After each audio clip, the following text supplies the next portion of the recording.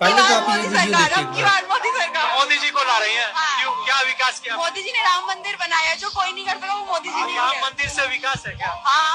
और बेरोजगारी, आप युवा है। आपने वो नहीं देखा, एक ट्विटर पे मीम चल रहा था कि कोई मुस्लिम थे, उन्होंने बोला कि राम मंदिर तो बनवा दिया, बेरोजगारी का भी। तो उन्होंने एक ट्वीट किया था कि मंदिर के बाहर कटोरा लेके बैठ जाओ और बेरोजगार भी बढ़ेगा, रोटी भी मिलेगी खाने को।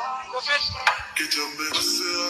तो ये देख रहे हो आप किस तरह से भारतीय जनता पार्टी ने इन लोगों का दिमाग खराब कर दिया है।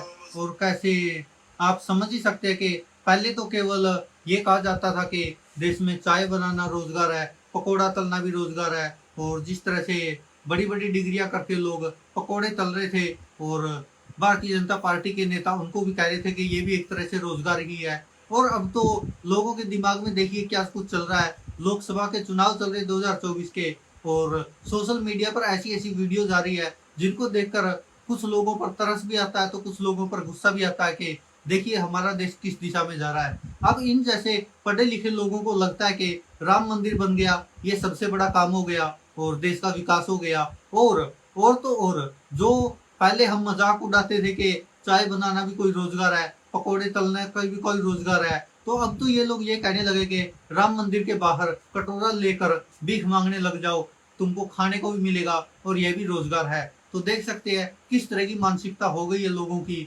वो जो ध्रुव राठी वीडियो बनाता है ना कि किस तरह से व्हाट्सएप यूनिवर्सिटी के जरिए आपको पहले गर्व महसूस कराया जाता है कि आप हिंदू धर्म में पैदा हुए हो, उसके बाद आपको ये गर्व महसूस कराया जाता कि प्रधानमंत्री ने भारत में जन्म लिया है और वो नरेंद्र मोदी प्रधानमंत्री है, वो भी हिंदू सम्राट है। उसके बाद फिर आपको दिमाग में ये भरा जाता है कि आपको इस धर्म से खतरा है, मुसलमानों से खतरा है कि अगर प्रधानमंत्री नरेंद्र मोदी नहीं बनते या किसी और की सरकार बन जाती तो हिंदू धर्म खतरे में आ जाता, हिंदू धर्म का खात्मा हो जाता, अब तक तो ये हो जाता वो हो जाता। जिस तरह से पहले आपको गर्व महसूस कराया जाता है, उसके बाद आपको डराया जाता है और उसके बाद आपके दिमाग में ये भरा जाता है कि केवल एक यही व्यक्ति था जिसने आपको बचा लिया, वरना तो आप अब तक दोबारा गुलाम हो जाते। और इस लड़की ने जिस तरह से उदाहरण दिया है, इसको आप समझ ही सकते हैं। ये उदाहरण देती हुई भी क्या कह रही है कि ट्विटर पर एक मीम्स वायरल हुआ था कि देखिए राम मंदिर तो बना दिया और उसके बाहर कटोरा लेकर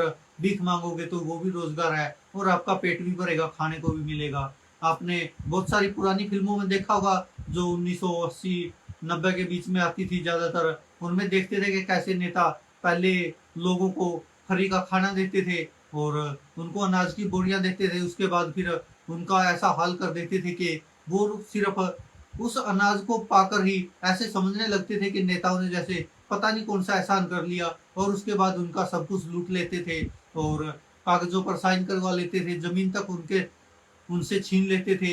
और उसके बाद उनको ये लगता था कि उन्हीं की जमीन से उनको 2-4 किलो अनाज देकर ही वो नेता उन पर एहसान कर रहे हैं। और ऐसा ही कुछ आज के समय में भी देश में चल रहा है और लोगों को लगने लगा है कि अब मंदिर के बाहर भीख मांग रहे हो तो ये भी एक तरह से रोजगार है। और जिस तरह से इस लड़की ने कहा वो कहीं ना कहीं साबित भी होता दिख रहा है। और लोगों की मानसिकता केवल यही रह गई है कि हमारे लिए राम मंदिर बन गया है, अब उसके बाहर भीख भी मांगेंगे तो भी पेट तो भर ही जाएगा। लोगों ने स्वास्थ्य, शिक्षा, इन सब चीजों को तो छोड़ ही दिया पीछे, और ना ही सरकार इन चीजों पर बात करती है क्योंकि सरकार को भी पता है कि जनता की नब्ज पकड़ ली है कि लोग मंदिर के पीछे पागल है, लोग धार्मिक मुद्दों के पीछे पागल है। तो आखिरकार जरूरत ही क्या है स्वास्थ्य, शिक्षा, इन जैसी चीजों पर खर्च करने की। एक मंदिर बनवा दिया और अपना काम हो गया। और ऐसे ये लड़की कहती हुई भी नजर आ रही है, हालांकि लोग इसको ट्रोल भी कर रहे हैं, लोग इसको गालियां भी दे रहे हैं और भी न जाने क्या क्या, लेकिन ज्यादातर अंधभक्तों की मानसिकता यहीं पर आकर रुक गई है, जो कहीं ना कहीं देश के लिए घातक साबित होगी। दोस्तों आप क्या कहते हैं इस पर अपनी राय कमेंट बॉक्स में जरूर दीजिएगा। धन्यवाद दोस्तों, देखते रहिए सच की आवाज।